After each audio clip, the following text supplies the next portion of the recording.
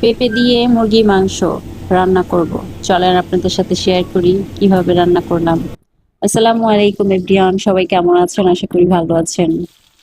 এই তো আমি তরকারিটা বসানোর জন্য পেঁয়াজ দিয়ে দিলাম এখানে, আর দারচিনি দিয়েছি।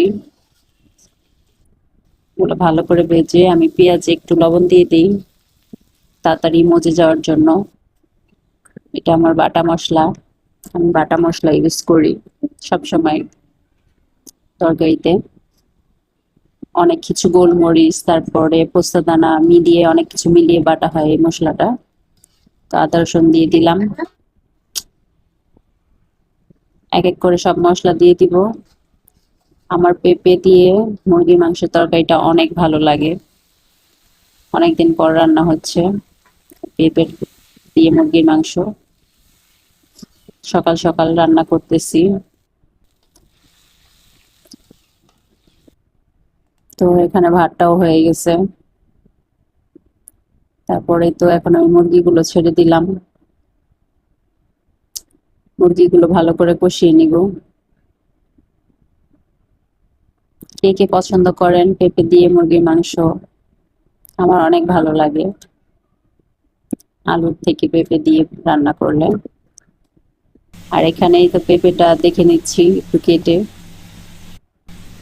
এর আগে পেঁপে দিয়ে রান্না করার সময়, পেঁপে কাটার সময় দেখলাম কেটে দেখি পেকে গেছে, তাই আজকে আবার কেটে দেখে নিলাম কাঁচাই আছে। আর এখানে আমি মুরগির মাংসটা ভুলে গিয়েছিলাম ভেজে ছাড়ার জন্য, একটু সাদা সাদা লাগতেছিল পাকিস্তানি, তারপরেও কিছুটা ছেড়ে দিয়েছিলাম, আবার কিছুটা উঠিয়ে একটু ভেজে নিলাম, পেঁপে দিয়ে দিলাম।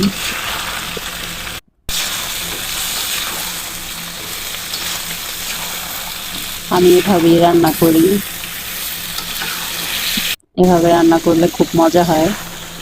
এতে একটু টমেটো দিই, আমি নতুন শিখেছি যে মুরগির মাংসতে একটু কষানোর সময় আমি টমেটো দিয়ে দিই, গলে যায়, কালারটাও সুন্দর আসে, খুব সুন্দর, কালারটা খুব সুন্দর হয়। তো এখন আমি পানি দিয়ে দিচ্ছি। মুরগিটা গলেই গেছে একদম, মনে করেন কি মুরগি, পেঁপে এখনো গলে নাই, কষানোর চোটে মুরগি গলে গেছে। যাই হোক, এখন আমি কাঁচামরিচ দিয়ে দিলাম।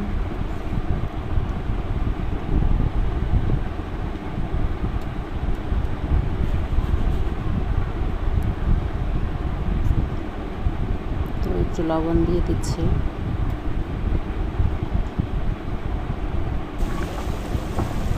তো আমার তরকারিটা হয়ে আসছে, পেঁপেটা গলেছে কিনা দেখতেছি, গলে নাই এখনো, আর একটু বাকি আছে। আল্লাহ হাফেজ, সবাই ভালো থাকবেন, সুস্থ থাকবেন।